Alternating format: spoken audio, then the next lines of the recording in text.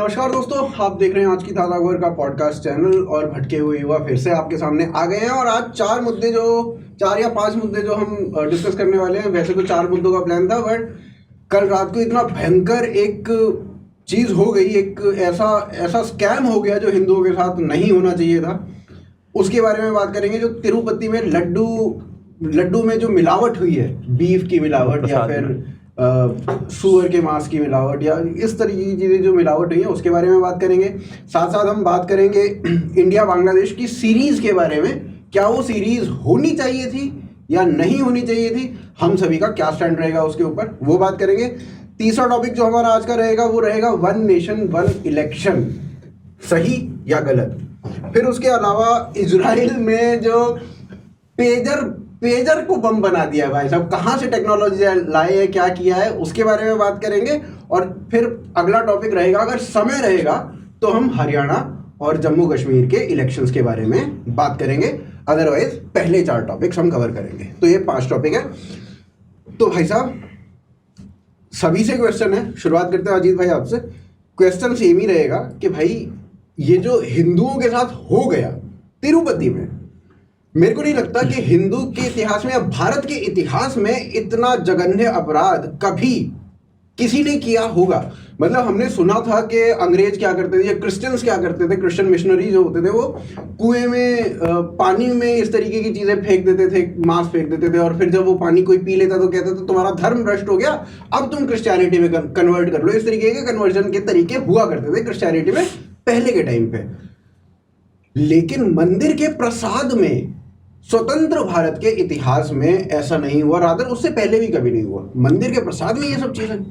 अब इसमें मतलब देखने के इसके 2 तरीके हैं। पहला ये है कि मंदिर के ट्रस्टी में, बोर्ड में हैं कौन लोग, उसमें ओवरवेलमिंगली हिंदू ही हैं। अच्छा, हिंदू हैं जी। और क्रिश्चियन चीफ मिनिस्टर था जो ओवरऑल इसके लिए रिस्पॉन्सिबल है और वो देखता है। और उसके अपने भी उसमें रेड्डी वड्डी है, तो इन लोग का तो कन्वर्ट लोगों का पता नहीं चलता है ना, वो नाम जो है अपने बाप दादा का ही लेके चलते हैं, तो वाइब आपको हिंदू वाला देगा और पता चले कि। इसमें मैं आपको एक बार टोक रहा हूँ, पर इसमें बताना जरूरी भी है लोगों को कि यहाँ पे हम जगन मोहन रेड्डी को आउटराइटली क्रिश्चियन नहीं बोल सकते हैं, क्योंकि उसके विकिपीडिया पेज को अगर आप देखो तो उसमें क्रिश्चियन लिखा हुआ है। अभी ये मुद्दा गया था, तो क्रिश्चियन थे। अभी ये मुद्दा गया था वहां पे, कोर्ट में गया था, हाई कोर्ट में गया था वहां पे। तो हाई कोर्ट ने कहा था कि अगर कोई क्रिश्चियन सरमन्स को ज्वाइन करता है तो इसका अर्थ ये थोड़ी हो गया कि भाई वो क्रिश्चियन हो गया, वो हिंदू ही है। तो मतलब उसके ऊपर ना उन्होंने बना रखा है, एक फेक चीज बना रखी। लेकिन उनके वो अपने पॉलिटिकल करियर के कारण वो जो है वो अपने आप को हिंदू भी बताना चाह रहा है और क्रिश्चियन भी बताना चाह रहा है। जैसे अब वसुंधरा जी का है कि वो 3 जातियों में उनका प्रभाव है, तो उनके तो रिलेशंस हैं उस तरह के, उस कारण से ये आदमी हिंदुओं का भी वोट कि भाई यार नाम में मेरे रेड्डी है तो मैं फायदा उठाता हूं, जगन हूँ और मोहन हूँ तो मैं कृष्ण भगवान हो गया। और कृष्ण से कृष्ण नीति और क्रिश्चियनिटी हो जाती है, बहुत सारे लोग ऐसे बताते हैं, तो वो भी एक हो जाता है, वो चलता है।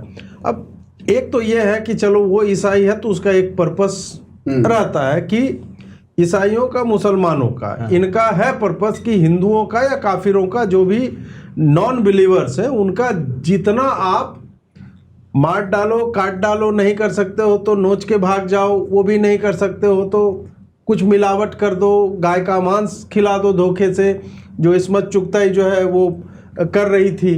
अब मतलब अपने घर में बुला के अपनी सहेली का जो हमने सुना और देखा। अब यह है कि बोर्ड में यार इतने हिंदू थे और टीटीडी का बहुत बड़ा एक लैब है, वो मैं चाहूँगा कि आप स्क्रीनशॉट लगाएं उस लैब का आपको। और जो लोग देखना चाहते हैं वो हॉटस्टार पे नेट जियो की डॉक्यूमेंट्री है नेशनल ज्योग्राफिक की, उसमें इलायची का साइज तक सुनिश्चित किया जाता है कि उसकी क्वालिटी क्या है, लड्डू में जो है कितना वेट होना चाहिए, ड्राई फ्रूट्स का, बेसन किस क्वालिटी, वहाँ पे कैसे पता नहीं चला। और इतने लोग करप्ट थे। एक तो होता है कि चीफ मिनिस्टर अपने लोगों को सेट करता है और लंबे समय से वो चीफ मिनिस्टर था, तो इट कैन बी कि उसने अपने विश्वास पात्र लोगों को बिठा रखा होगा।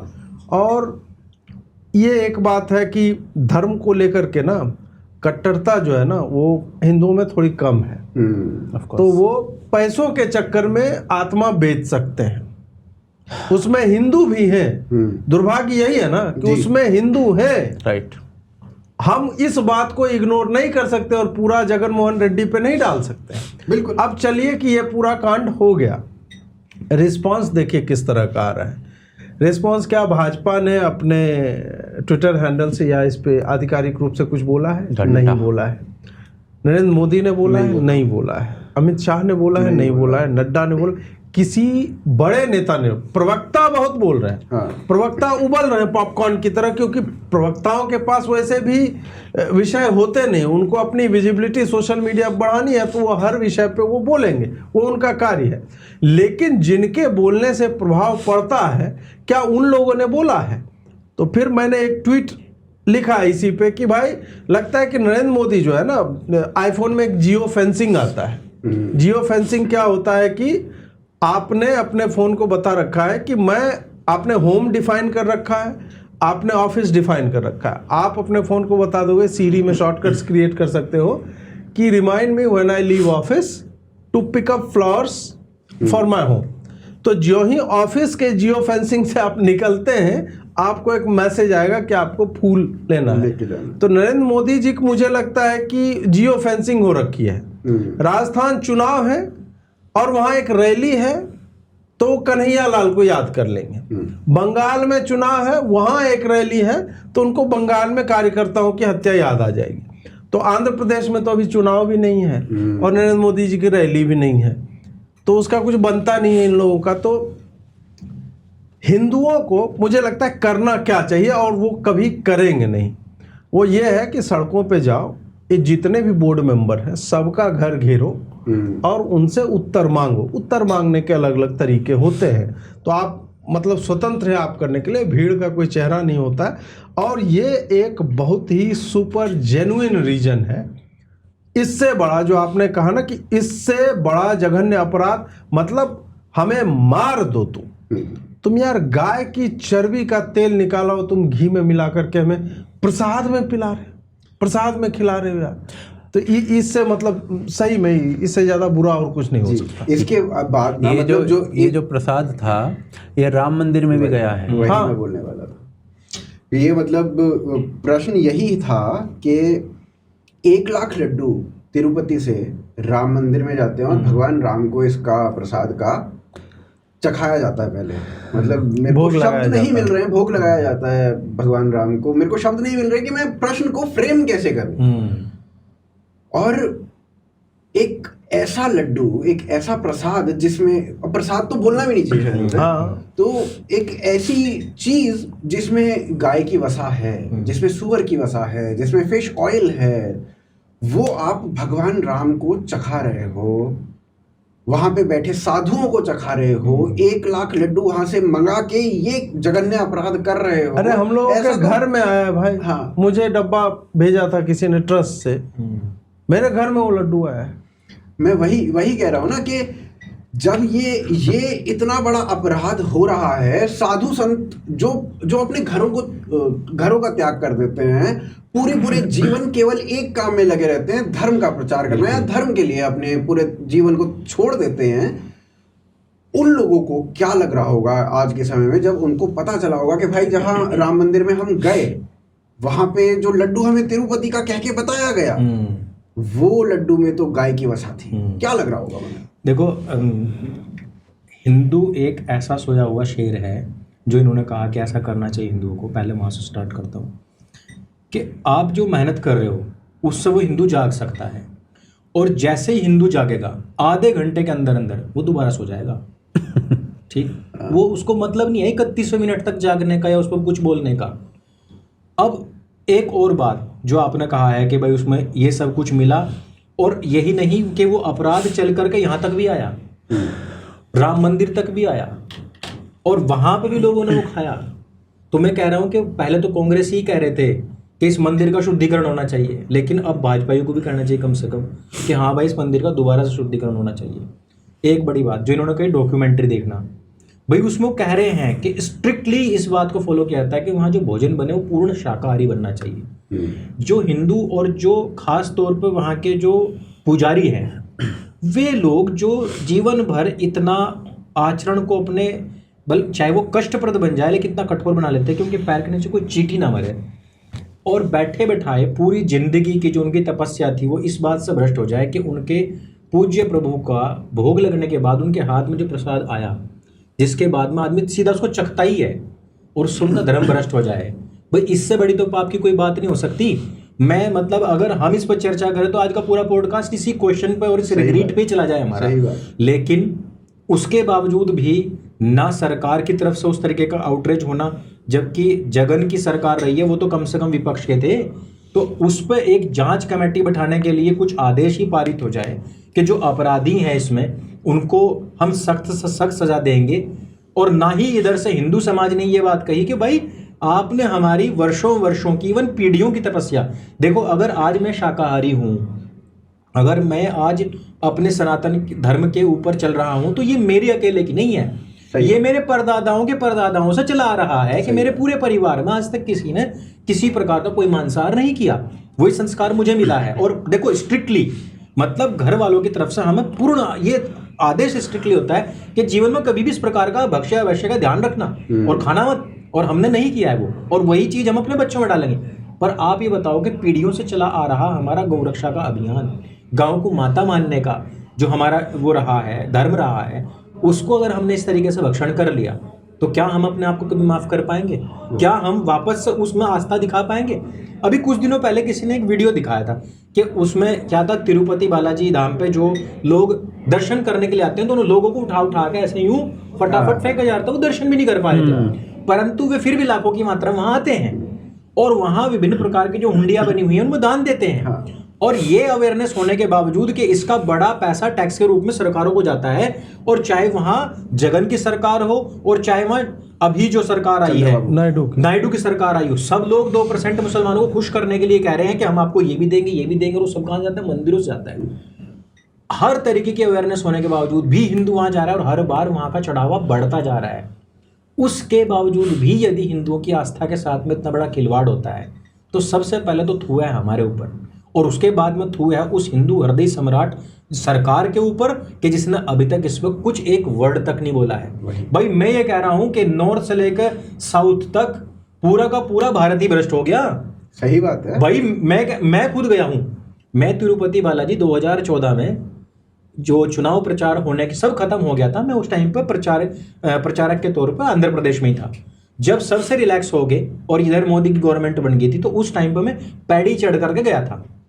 वहां पर मैंने भी देखा है बहुत लोग आस्थावान आते हैं, प्रसाद लेते हैं, सब खाते हैं।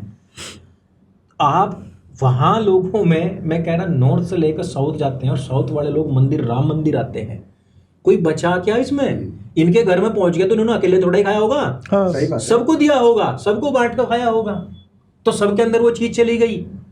मुसलमान भी यही इस्तेमाल करते थे, जो आपने कहा ना क्रिश्चियंस कुओं में फेंक देते थे, मुसलमान यही करते, मुसलमान इवन थूकते थे, थूकने के बाद कहते थे कि तुम्हारा धर्म भ्रष्ट हो गया, तुम मुसलमान बन गए। जो कार्य मुसलमान नहीं कर पाया वो कार्य उन्होंने हमारे मंदिरों में घुसकर कर दिया।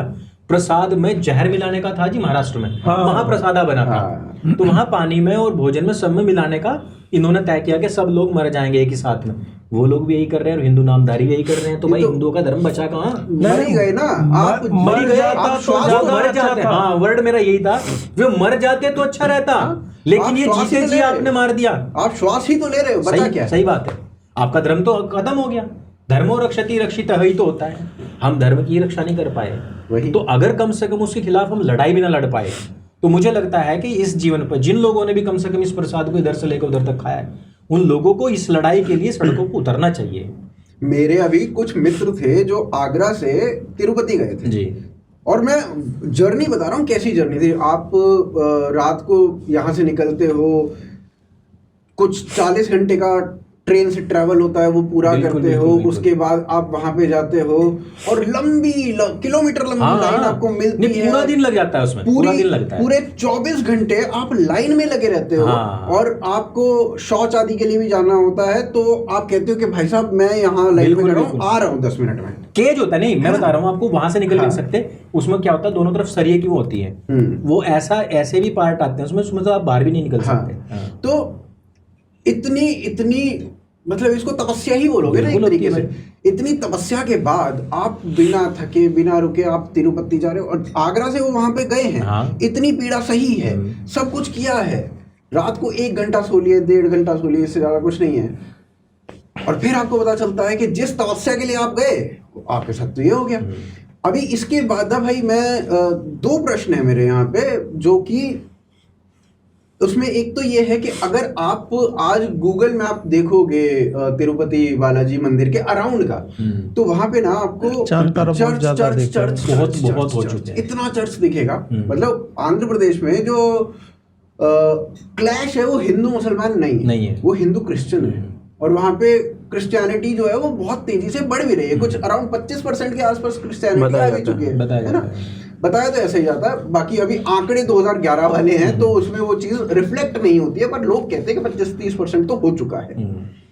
अब ऐसे में क्या ये षड्यंत्र लगता है? और इसके ऊपर दूसरा जो प्रश्न है वो ये है कि मतलब अगर यही चीज मस्जिद में या किसी मदरसे में कर दी जाती और लोगों को पोर्क का कुछ ऐसा खिला दिया जाता, ये आप यहाँ पे बात करो ये निजामुद्दीन में, या फिर यहाँ पे जो प्रसाद बनता है अभी जो मोदी जी का जन्मदिन पे प्रसाद बना, मान लो 4000 किलो खिचड़ी में ही मिला देते हैं। 4000 किलो खिचड़ी में कुछ पोर्क की वसा का कुछ मिला दिया होता, तो क्या आउटरेज होता। और जो ये आरफा खानम शेरवानी और साइमा और ये अंट शंट जो भी हैं, इनके मुंह से एक शब्द नहीं निकला, एक ट्वीट नहीं निकला। मजे ले रहा है वो मजे ले रहा है। सुअर, जो सुअर है वो मजे ले रहा है इस समय। तो मेरा पूरा मानना यही है कि ये चीज़ ना ऐसे नहीं हो सकती कि अचानक से किसी गलती से नहीं हो सकती है चीज़। ये चीज़ पूरे षड्यंत्र के तौर पर हुई है। और देखो 5 साल हुई है उसके दौरान में, तो मान के चलो। और आप ये कैसे हम ये कह ही नहीं सकते, क्योंकि आपने चलो एक बोर्ड बना दिया, उसमें चेयरमैन है, उसमें 20-25 जितने भी लोग हैं, वो क्या करते हैं, प्रसाद कहीं से बनकर आता होगा, उसको ठेका दिया जाता है, टेंडर्स निकलते हैं, सारी चीज़ें होती हैं। वो जो कंपनी है जो इस प्रसाद को बना रही है, जो भी जिसके पास भी ठेका है, वहाँ से ये गड़बड़ होकर आ रही होगी। यहाँ पर चेकिंग मुझे नहीं लगता हो रही है, और हो रही है तो फिर तो सरकार पूर्णतः इसमें मिली हुई है, या फिर वो जिस कंपनी के पास टेंडर है वो चुपचाप इसको करके भेज रही है, वहां पर भी जांच होनी चाहिए। खैर ये सारे विषय हो गए जांच के। दूसरी चीज हो गई कि किस प्रकार से अगर ये किसी दरगाह वरगाह में इस टाइप का हो जाता, आग लगा देते। अब तक ये लगा लो पूरे भारत में ना जगह जगह पर आग लग रही होती, और भले इनके लोग मिला रहे होते हैं, जैसे हमारे हिंदू मिला रहे हैं, और मान लो मुसलमान ही कुछ इस तरीके का काम कर देते हैं, तो जलाते हैं हिंदुस्तान को। जलाते हिंदुस्तान को, हिंदू मंदिरों को टारगेट किया जाता, 50 चीजें हो जाती।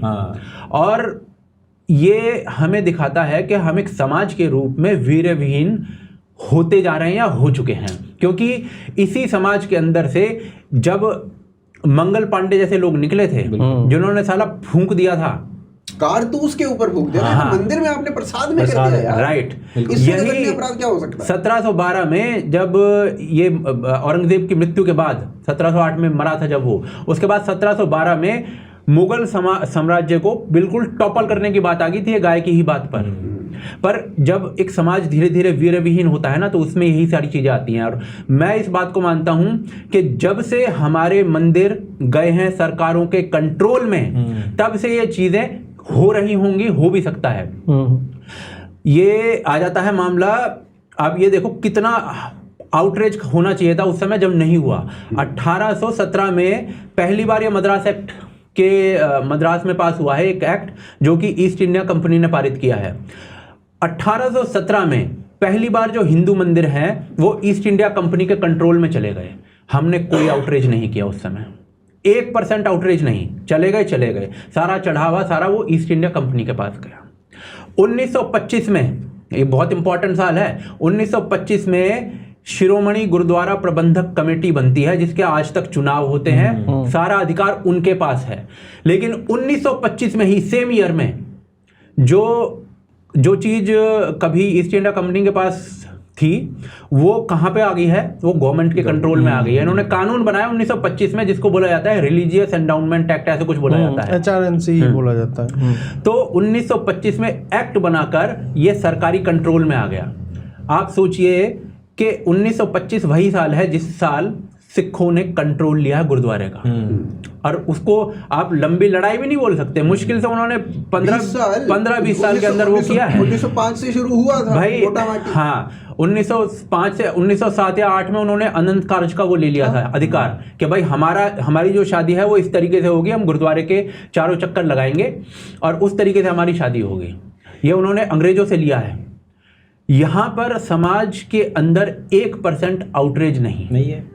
मैं मंगल पांडे वगैरह के उदाहरण दिए मैंने, वो ठीक है अपनी जगह, लेकिन मंदिरों का कंट्रोल आपको उसकी महत्ता ही नहीं पता है।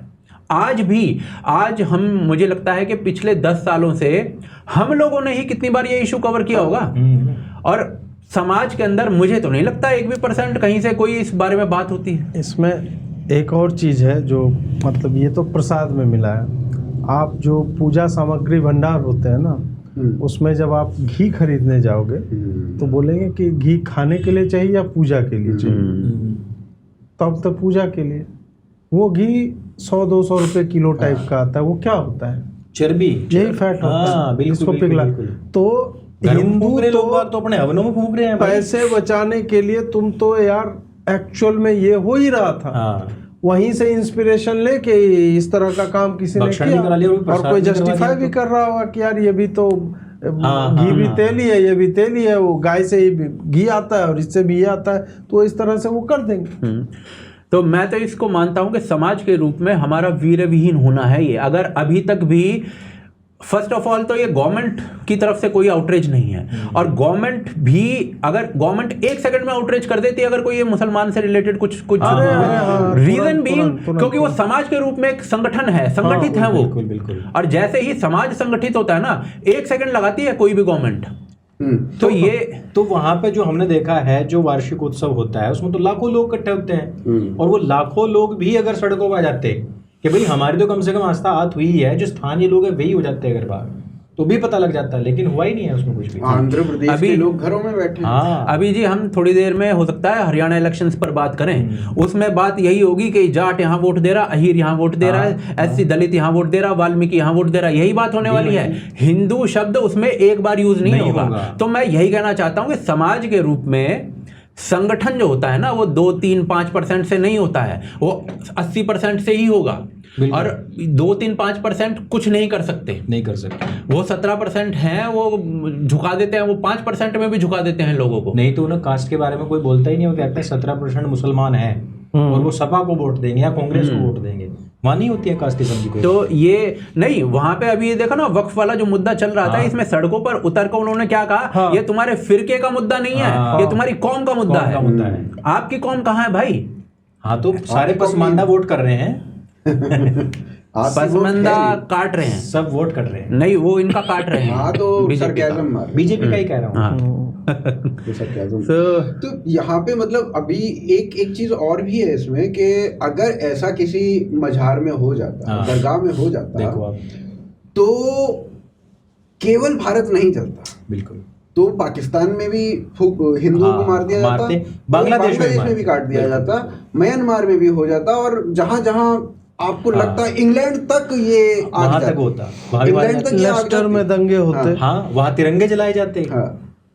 तो ये केवल यहाँ पे नहीं होता, और इसीलिए मुसलमान उम्मा में बिलीव करता है, ना कि राष्ट्र में। आप किसी चीज में बिलीव ही नहीं कर पाते, आपको इंडिया के लिए एकजुट नहीं कर पाते हम लोग। ठीक है, पाकिस्तान जिंदाबाद बोल रहा है, आपकी बला से बोलता रहे, नॉलेजेबल क्राउड ऑफ चेन्नई। ठीक है, पाकिस्तान का झंडा लहरा रहा है, कोई बात नहीं यार, झंडा ही तो लहरा रहा है। अरे वो कह देते हैं संविधान में कहाँ लिखा है कि इसको फहराना कोई पाप है? सालों तुम्हें जहां संविधान में नहीं लिखा है, जज बोल देता है, बोला है, जज बोल देता है सुप्रीम कोर्ट का कि इस पर तो कोई अपराध नहीं है। और रादर ये ना, गांधी ने शुरू किया था, हेराम पढ़ो, हेराम में आज पाकिस्तान बना है, उधर से पहली ट्रेन आई है जिसमें एक हिंदू की लाश पड़ी हुई है, पूरी ट्रेन लाश से भरी हुई है।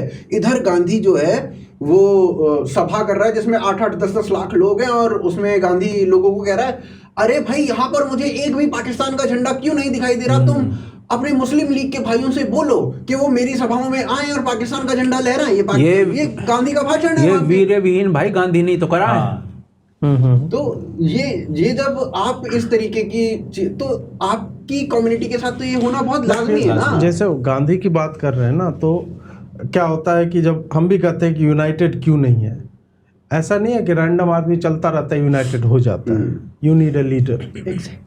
जब तक नेतृत्व नहीं मिलेगा तब तक वो यूनिटी नहीं आती है। हमारा आपका काम, बहुत सारे होंगे जो कि तुम भी निकलो ना, स्मार्टी पैंट्स होंगे ना कि कमेंट जाएंगे, तुम साले बैठ के यहाँ स्टूडियो में क्या कर रहे हो, तुम आंध्र प्रदेश क्यों नहीं चले जाते हो। तो उनके लिए यही है कि भाई सबका एक पर्पस होता है। तुम खाना खा रहे हो तो मैं तुम्हें ये नहीं कहूंगा तुम खाना कैसे खा रहे हो, तुम कुदाल चला खेती क्यों नहीं करते, क्योंकि तुम्हारा समाज में एक अलग पर्पस है। और हाँ, आवश्यकता पड़ेगी तो हम जाएंगे, बिल्कुल जाएंगे। ऐसा नहीं है कि हमारे बाप दादा जो है राम मंदिर के उसमें नहीं गए थे। भाई हमारे दादा, मेरे अपने दादा मुलायम की जेल में रहे, राम मंदिर के मुजफ्फरपुर में था, कहाँ था? मुलायम की मुजफ्फरनगर में जेल में, नहीं, इधर मुरादाबाद जेल में रहे दादा हमारे मुलायम सिंह की, क्योंकि राम मंदिर बनते हुए वो देखना चाहते थे। खैर नहीं देख पाए, पर आज कहीं से देख ही रहे होंगे। बेसिकली बाबरी विध्वंस का जो बाबरी ढांचा जो था उसको गिराने का जो उपक्रम चल रहा था, उसमें कार सेवक के तौर पर और हम इस चीज में गौरव लेते हैं। बिल्कुल भाई, हम भी लेते हैं। हमारे परिवार से अगर लोग पहुंचे हैं तो हमें वो गौरव आज भी महसूस होता है। इसमें एक चीज ये भी आ जाती है, मतलब अभी क्या था ना, 1992 में जब बाबरी विध्वंस हुआ तो एक जापानीज टेल थी, the legend of Prince Ram. वो कार्टून सीरीज थी बेसिकली, और बाबरी विध्वंस हुआ उसके बाद ये रिलीज होने वाली थी, सपोजिटली रिलीज होने वाली थी। उनका तो प्लान पहले से था, बीच में बाबरी हो गया, ठीक है। उसके एकदम से बाद क्या डिसीजन लिया गया सरकार ने कि ये जो जापानीज सीरीज है ये रिलीज नहीं होगी, 3 साल के लिए बैन लगा दिया। एकदम बाद एक ढांचा गिरा, वो भी कैसा था सबको पता ही है, क्या था सबको पता ही है, और वो भी सुप्रीम कोर्ट ने उस पर क्या डिसीजन लिया वो भी सबको पता ही है, ठीक है। वो ढांचा गिरा तो आपने इतने बड़े बड़े डिसीजन यूं ले लिए चुटकियों में, पूरे देश में दंगे हो रहे थे। आज इतना बड़ा खेल हो गया। अरे भाई, लोगों को पता ही नहीं होगा अभी तक ये बात। देख लेना, अभी ज्यादातर लोगों को नहीं पता होगा। इंस्टाग्राम पे 5 मिनट का लाइव किया इस मुद्दे पे। मतलब ये जब मैंने पढ़ा ना, मेरे से रहा ही नहीं गया कि भाई देखा मैं क्या करूं, मैं क्या बोलूं, कुछ समझ में ही नहीं आ रहा था, और वहां पे बोला भी नहीं जा रहा था। मतलब ऐसा अभी भी मेरा दिमाग खराब हुआ पड़ा है, ये क्या हो गया भाई साहब, ये तो कुछ अलग है। तो जब एक समाज के तौर पे अब हिंदू को क्या करना चाहिए, एक 2 लाइन में अगर आप सब बता सकते हो। हिंदू सड़कों पे आना चाहिए। बिल्कुल, हिंदू को जो सड़क पे आ सकते हैं, जहाँ पे आ सकते हैं, उनको सड़कों पे आना चाहिए। और ये जब तक हम नहीं करेंगे, क्योंकि हिंदू जब सड़कों पे आएगा तो वो हिंदू होगा, वो भूमियार, राजपूत, ब्राह्मण, कायस्थ, कुर्मी, कुशवाहा ये तो होगा नहीं। वो तो वही होगा राम मंदिर के उसमें क्या हो तो हम हिंदू हैं, हमारी जाति क्या है तो हम हिंदू।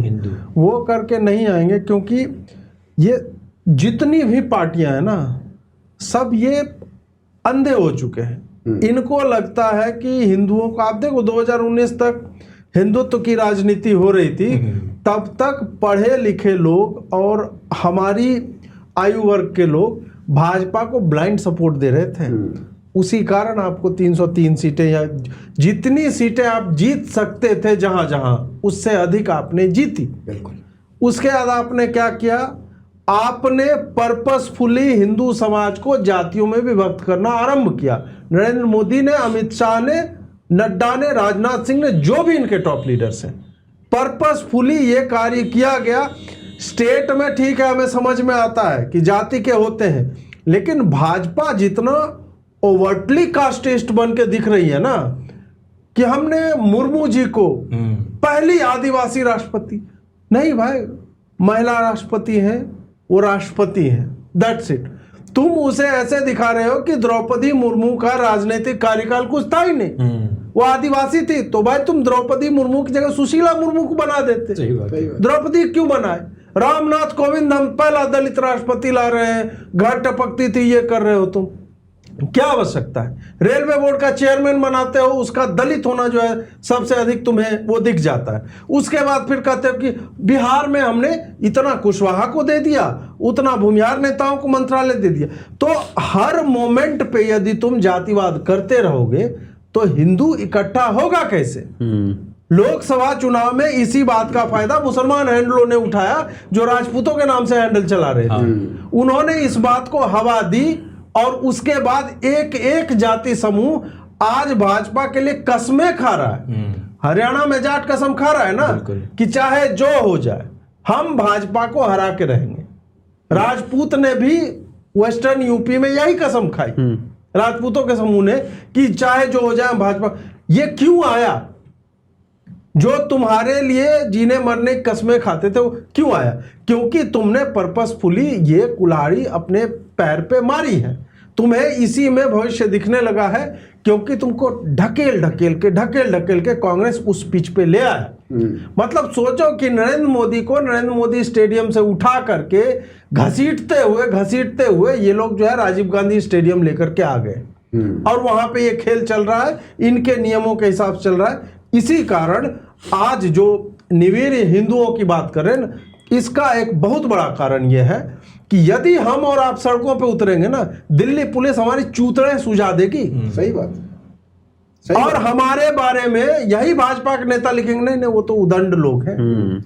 कपिल मिश्रा का, अनुराग ठाकुर का क्या इसी पार्टी ने सपोर्ट किया है? पिंकी चौधरी दो बार उठा जेल में, और ये जो मोनू मनेसर, बिट्टू बजरंगी जेल में, पटना में 17 बजरंग दल के कार्यकर्ता जेल में हैं। बिल्कुल 100 गायों को छुड़ाने के लिए वो जेल में है।